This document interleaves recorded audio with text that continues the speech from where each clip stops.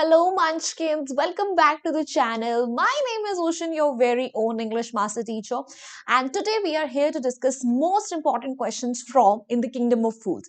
I am pretty sure In the Kingdom of Fools एक ऐसा chapter है जो कि आप सबके final exams में आ रहा होगा.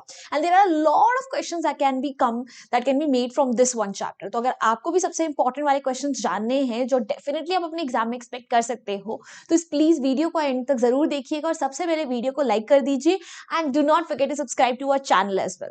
Now without any further ado, we are just gonna dive right into the video जहाँ पे हम सबसे पहले start करने वाले हैं short question से and then we are gonna move ahead with the long question answers. तो इस वीडियो में हम जो 3 marks वाले questions या फिर 6 marks वाले questions आप इस chapter से expect कर सकते हो वो discuss करने वाले हैं. So let's discuss the first question of the day जो कि आपका short question answers में से आएगा. So here's the first question, guys. Why does the disciple decide to stay on in the kingdom of fools and is it a good idea? Basically disciple जो follower था गुरु का वो क्यों decide करता है कि वो तो kingdom of fools में ही रहेगा and was it a good decision or not? तो decide तो वो इसलिए करता है because everything was very cheap over there. If you remember आपके kingdom of fools में हर चीज उसे एक डुडू की मिल रही थी, whether it be anything that he wants to eat या फिर उसे कुछ और करना है, सब कुछ सबका प्राइस एक डुडू ही था. He was like मैं ऐशो आराम की जिंदगी क्यों ना यहाँ जीऊं instead of roaming around here and there और लोगों से भटक भटक के खाना मांगू. And was it a good decision? No, because fools की कंपनी बहुत ज्यादा डेंजरस हो सकती है जिसके लिए गुरुजी ने उसे वार्न भी करा था. And it turned out to be true जब डिसाइपल को उस चीज के लिए स्टेक पर चढ़ा रहे थे जिसकी गलती उसने करी भी नहीं है, जिससे उसका लेना देना भी नहीं है दूर तक. Okay, so it was not a right decision. Moving on to the answer. So disciple जो है he decides to stay on in the kingdom of fools because he thinks that he can live comfortably and afford all pleasures of life over there since everything cost one to do each. कि वो बहुत ही एक comfortable life वहाँ पे जी सकता है क्योंकि सब कुछ बहुत cheap है. And it certainly is not a good idea because such foolish things do not last long. क्योंकि foolish चीजें ज़्यादा टाइम तक रुकती कहाँ हैं. And this is proved true when he is caught to be executed for a crime he is not even remotely linked with. Remotely का मतलब यहाँ पर है hardly, कि ऐसा क्राइम जिससे उसको दूर दूर तक लेना देना भी नहीं है, जब उसके लिए उसे पनिशमेंट मिलने वाली होती है, that is when it turns out to be true कि उसका डिसीजन गलत था. Moving on to the question number 2 now. Why did the foolish king decide to die at the stake? Foolish king ये क्यों डिसाइड करता है कि stake पे किसी और को नहीं बल्कि उसको ही मारा जाना चाहिए? बिकॉज गुरुजी ने एक बहुत ही स्मार्ट प्लान बनाया था. उन्होंने बोला था कि ये जो स्टेक है ना, ये स्टेक जो है गॉड ऑफ जस्टिस का है एंड जो भी इस स्टेक पे सबसे पहले मारा जाएगा he will reborn as the king of this empire. ठीक है, कि उसको जैसे आप मारोगे तो उसके पुनर्जन्म में वो यहीं का राजा बनेगा. तो ही वाज लाइक मैं अपना राज्य किसी और को क्यों सौंपूं? तो he was like I would be the one जिसे स्टेक पर सबसे पहले मारा जाएगा. So guru succeeded in getting rid of the foolish king by fooling him. ठीक है, जो गुरु था उसने फुलिश किंग को बेवकूफ बनाया. कैसे? He convinced the king that the person to die first at the stake of the god of justice would be reborn as king. उसने बोला कि जो भी स्टेक पे सबसे पहले मरेगा उसका पुनर्जन्म as king होगा दोबारा से इस राज्य के. The foolish king believed this and he readily यानी very easily agreed to die at the stake lest his kingdom was taken by someone else. Lest का मतलब होता है बेटा otherwise. तो जो हमारा foolish king है ना वो जल्दी जल्दी इस चीज के लिए मान गया. क्यों? क्योंकि उसे लगा वरना कोई और उसके राज्य का राजा बन जाएगा. Moving on to the third question now, guys. How did the executioners mistake the king and the minister for the guru and his disciple? जो executioners थे यानी कि जो सिपाही थे जिन्हें की मारने की जिम्मेदारी सौंपी गई थी, वो कंफ्यूज कैसे हो गए गुरु और डिसाइपल में? ठीक है, उन्हें ये क्यों लगा कि मतलब जो राजा और उसका मिनिस्टर है वो ही गुरु और डिसाइपल है? बिकॉज किंग एंड मिनिस्टर जो थे उन्होंने सबसे पहले आके गुरु और डिसाइपल को फ्री कर दिया, उन्हें वहां से भगा दिया. एंड उसके बाद दे डिस्गाइज्ड देमसेल्व्स यानी उन्होंने ऐसे कपड़े पहने, ऐसी वेशभूषा अपनी बनाई जिससे कि वो गुरु और डिसाइपल लगे.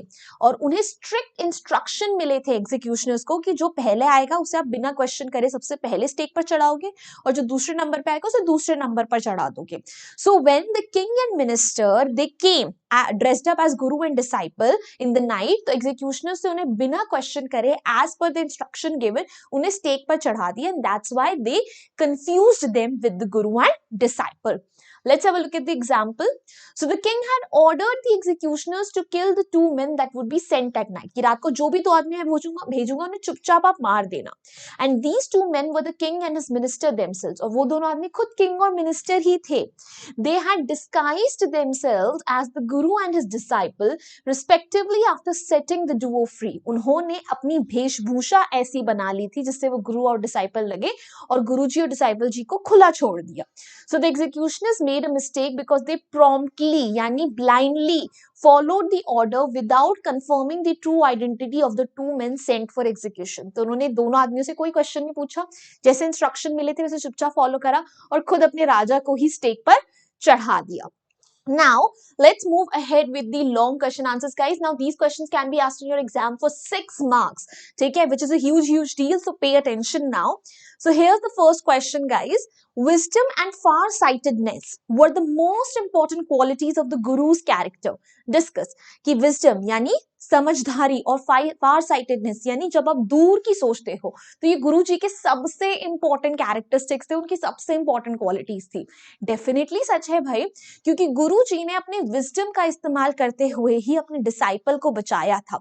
वो आए उसकी मुसीबत में मदद करने, उन्होंने अपना काम लूज नहीं करा और बड़े प्यार से प्लान बनाकर किंग को बेवकूफ बना दिया. और क्योंकि वो फार साइटेड थे यानी दूर की सोचते थे, इसलिए उन्होंने इनिशियली ही डिसाइपल को वॉर्न कर दिया था कि यहाँ पे रहना खतरे से खाली नहीं है, बिकॉज ये फूल्स का किंगडम है. But since the disciple did not listen to guru, तो इसलिए वो प्रॉब्लम में फंसा. तो उनकी ये दोनों क्वालिटीज बहुत ही मेजर क्वालिटीज हैं, right? Let's have a look at the answer. So by saving his disciples' life and eventually becoming the ruler of the kingdom of fools, the Guru exhibited होता है बेटा, showed the positive value of wisdom, कि जिस तरीके से गुरु जी ने king को मार के खुद राजा बन गए, उससे उनकी विजडम का पता चलता है. He managed to solve even the most difficult problem only because he was wise enough to stay calm during the moments of crisis. वो इतनी बड़ी प्रॉब्लम भी इतनी आराम से कैसे सॉल्व कर पाए? क्योंकि वो उन्होंने खुद को शांत रखा.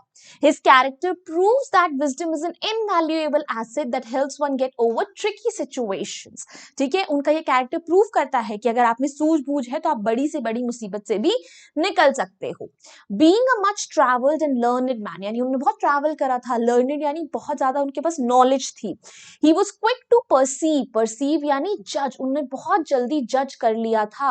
और क्या जज करा था बेटा? That kingdom of fools was being misruled and the follies यानी mistakes of the king could not continue for long. उन्हें पता था कि ये जो fools का राज्य जल्दी मुसीबत में आएगा. The danger sensed by him came true when his disciple was caught and condemned to be executed simply because he was fat and his neck could fit the stake. और उनका ये जो पूरा का पूरा बिलीफ था कब सच हुआ? जब डिसाइपल को ऐसी पनिशमेंट मिली जिसके लिए जो क्राइम उसने करा ही नहीं, उसकी पनिशमेंट वो सहने वाला था. क्यों? क्योंकि उसका गला मोटा है. The wise guru made a clever plan not only to save his disciples' life but also to get rid of the foolish king and his silly minister. तो जो हमारे गुरुजी थे उनका प्लान ऐसा था जिससे ना ही सिर्फ उनका डिसाइपल बचे बल्कि राज्य को भी उस मिनिस्टर और किंग से छुटकारा मिले. And thus wisdom triumphed over foolish and unbridled यानी uncontrolled power. तो जो उनकी समझदारी थी उससे उन्होंने foolish power और uncontrolled power पे जीत हासिल कर. Now moving on to the last question of the day, guys. Who were the people questioned during the course of the trial and what was each person's defense? कि जब basically court में trial चल रहा था कि उस चोर को मारने में किसकी गलती है, तो किस किस लोगों पर इल्जाम लगा और उन सबका अपना अपना रीजन क्या था खुद को बचाने का.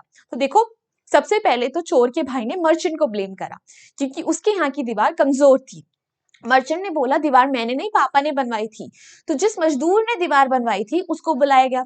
मजदूर ने बोला हाँ जी मैंने दीवार क्या है कमजोर बनाई, बट उसमें मेरी गलती नहीं है, उसमें गलती उस डांसिंग गर्ल की है जो यहाँ से वहां उस दिन स्ट्रीट पे भटक रही थी. डांसिंग गर्ल को बुलाया गया तो डांसिंग गर्ल ने बोला हाँ मैं उस दिन इधर से उधर जरूर भटक रही थी पर उसमें मेरी गलती नहीं है, गलती गोल्डस्मिथ की है जो मुझे लगातार चक्कर लगवा रहा था क्योंकि वो मेरा ज्वेलरी नहीं दे रहा था. गोल्डस्मिथ को पकड़ के लाए तो उसने बोला कि हाँ उसने ज्वेलरी नहीं दी डांसिंग गर्ल की। क्यों? क्योंकि उसे एक रिच मर्चेंट ने बोला था कि उसके यहाँ पर शादी है और पहले उनकी ज्वेलरी प्रिपेयर करी जाए, और वो रिच मर्चेंट जो है उसी का फादर निकला जिसके यहाँ पर चोर की डेथ हुई थी। तो at the end of the day king ने डिसाइड करा कि क्योंकि पापा की तो डेथ हो चुकी है तो सन को मिलनी चाहिए पनिशमेंट, क्योंकि उन्होंने वेल्थ ली है तो उसके सिंस भी तो इनहेरिट करे हैं। So that's how the story went. So first the owner of the house was summoned. Summon में थे मतलब उसको कॉल करा गया, but he said the bricklayer who constructed the wall was irresponsible. उसने bricklayer पे बात थोपी. The bricklayer said that he was making a wall.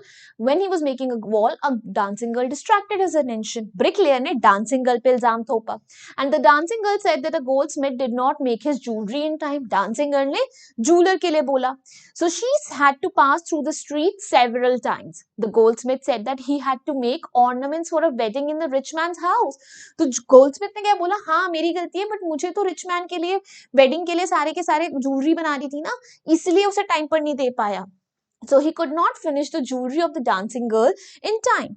The rich man was the father of the same owner who had been summoned first of all. और जो rich man था वो उसी का पापा निकला है जिस आदमी को सबसे पहले बुलाया गया था. So since the father was already dead, it was decided by the king that his son should be executed instead, as he has inherited his father's sins along with his wealth. तो जब पापा जी की तो death हो गई तो king ने क्या बोला, बेटे को पनिशमेंट दे दो, क्योंकि उसने जब पैसा लिया है सारा का सारा पिताजी का तो उनके सिंस भी तो उसी के पास आएंगे. So that's how the story happened. All right. So भाई यही थे आज के सारे important questions and I hope you noted them all down. और भाई द्रोणा के लिए ले लिया है एडमिशन या नहीं लिया है? यार किसका इंतजार कर रहे हो? तुम्हें पता है ना कि मतलब 15 जनवरी के बाद इंटेक्स बंद होने वाले हैं. अल्टीमेट रिवीजन कोर्स है, क्लास 10 का पूरा रिवीजन भी हो जाएगा, नोट्स भी मिल जाएंगे, मस्त तुम अपने यूट्यूब टीचर से बात भी कर पाओगे, एंड प्राइस पॉइंट भी बहुत लो है. सिर्फ 3000 तुम्हें इस कोर्स के लिए देने हैं यार, क्योंकि वैसे तो ओरिजिनल प्राइस 6000 है पर ओटी प्रो कोड भी तो लग रहा है ओशन मैम का, तो 50% डिस्काउंट भी मिल रहा है. तो what are you waiting for यार, जल्दी जल्दी जाके द्रोणा के लिए एनरोल करो. उसके साथ साथ तुमने टेस्ट सीरीज लिए या नहीं लिए? अरे ये तो मुफ्त की चीज है, ये भी नहीं खरीदी क्या? Now they are free mock test papers along with answer keys and that too as per latest CBSE marking scheme and syllabus. So जल्दी जल्दी जाओ, इसका भी फायदा उठाओ. मैं बता देती हूँ करना क्या है. You just have to go to the video that you guys are currently watching. तो डिस्क्रिप्शन बॉक्स में जो पहला लिंक है ना वो तो आपको डायरेक्टली द्रोणा का मिल जाएगा, जिसमें आप स्क्रॉल करोगे तो सारी इंफॉर्मेशन मिल जाएगी और 3000 वाला कोर्स आप आराम से खरीद सकते हो बाय नाउ पे क्लिक करके. वहीं टेस्ट सीरीज के लिए डिस्क्रिप्शन बॉक्स में दूसरा लिंक दिया गया है, उस पर क्लिक होते ही ऐसी स्क्रीन खुलेगी. यहाँ पर भी बाय नाउ पे क्लिक करना है पर 0 रुपया देना है, बस प्रोफाइल क्रिएट करनी है, कुछ नहीं करना है. सो यू सॉर्टेड नाउ ना, रिविजन सॉर्टेड हो गया, जल्दी जल्दी जाके द्रोणा में आओ. We'll see you there. So that's it guys, that's all from my end. Now this is a Telegram channel, please join our community over here as well. The link for the same is given in the description box. Also, this is my Instagram handle, feel free to ping me over here as well. Lastly, if you enjoyed this video, make sure you hit the like button and do not forget to subscribe to our channel as well and share this with your friends. So bye bye guys, hasta la vista, फिर मिलेंगे पढ़ते पढ़ते.